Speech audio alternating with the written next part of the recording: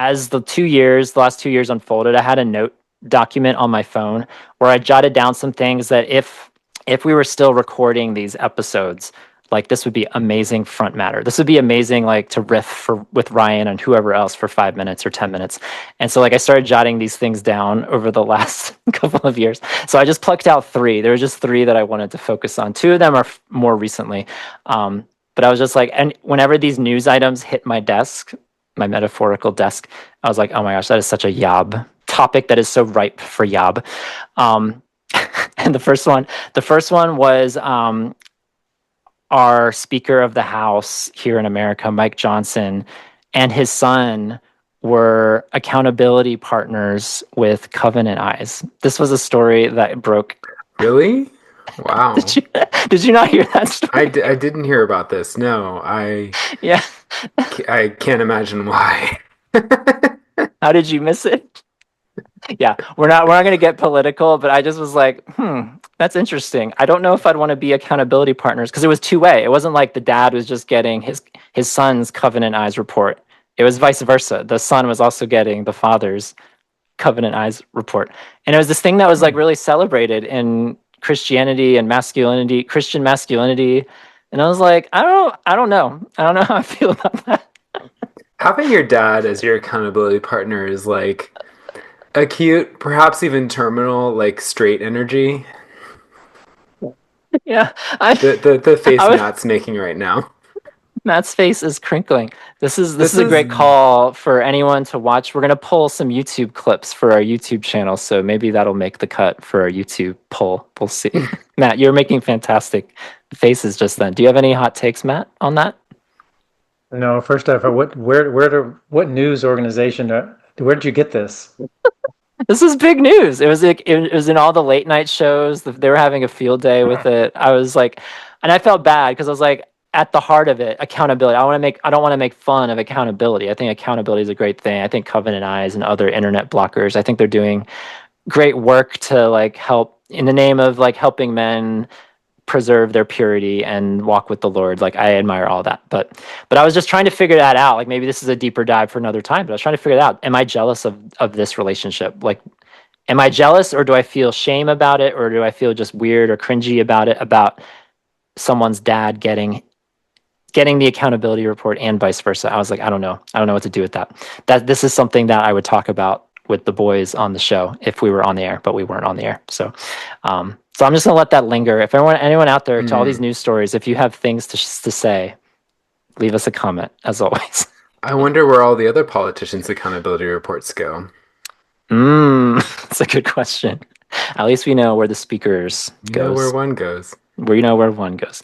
Another news story that I was like, this is so up Yob's alley, was learning that Christianity, a lot of this has to do with just the Christian response to everything. Christianity had a hot take, had a strong response to worship leader and singer Cory Asbury painting his nails. There was this big controversy where Cory Asbury painted his nails because he has a daughter or multiple daughters, at least one daughter. And that was like the impetus because he let his daughter paint his nails or something. And Christians were not having it, y'all. I draw the line at a French tip, honestly, a worship singer. Yeah, anything more than that, yeah. Just get off the stage. I am convinced that people in our culture are less concerned about your sexual orientation than they are about your gender presentation, and that's a whole other conversation. But like, oh, you're attracted to men? Okay, bless your heart. But the nails are going to have to. You're dressing how? Yeah.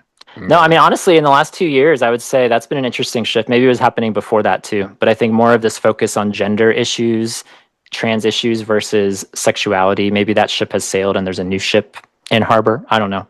I think that's something that potentially has been transpiring for a few years now. And then the last thing I had on my little list, this one was very sweet, and it happened as of like maybe a couple months ago, I think. But there is this trend on TikTok. I don't know if you guys are on the talk. I'm on the talk too much. I need to limit my talk time. But there's this very, very sweet trend where men, it was like everyone was doing it. Everyone that I followed, I saw everyone posting this, where men were encouraged to call their male friends before bed and wish them a good night. And that was the only impetus for the call, was like 10 o'clock at night, 11 o'clock at night, to just call your male friend and have yourself being recorded doing it and wish them a good night. Tell them you love them. It was the sweetest thing. I was a big fan. That's so sweet, but I have to say, how viral could it be? Because I never received a call. You know, Me neither. all these viral Ryan. trends go around of men being all sweet to each other and everything, and I'm starting to think that it's all fake because it never comes to my doorstep. Mm.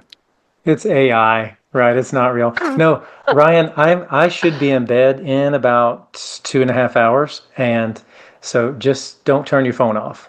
Okay. Okay, Aw. likewise. Whenever you hang up, I'm gonna call you and return Can the we all favor. Yeah. just can we all call each other? Can we all call each other before we go to bed and just say good night? It doesn't have, that's literally all it was. It was like 10 seconds, 15 seconds, and it would just be like calling your friend. And I think it produced a lot of conversations in like the talk shows. Like I watched some talk show clips about like, yeah, why is this so endearing? But why is it like it's like this examination on masculinity? Like it stands out because this is not something quote unquote men do. They don't call each other to wish each other a good night. And so it was interesting to see, yeah, all these mostly straight men. Maybe it was just like straight men only. Maybe that was the caveat. But I saw like all these straight men calling each other, wishing each other good night, and it was very sweet. But you're right, I never got that call either. I have not seen that. If you see one, a reel, can you please send it to me? Because I think that does Okay. sound adorable. Yeah, yeah, yeah. And I'm hopeful, real quick, for young generations below us, that sort of thing, that there's more of that. Do you know what I mean? I Right. hope that this kind of resistance, this unwillingness to express that kind of affection, are you guys seeing it kind of shift? Yeah. I think it's softening. I think so too. Yeah. It's a new generation. We need to be done with the old ways and with the new ways, and I think the Yeah. future's bright. So those are just some of the news stories that we didn't get to talk about over the last 2 years. I'm sure more will come up in the next few months, and the news just keeps happening, So I'm sure there'll be other trends and other things that hit the culture that we'll be eager to talk about.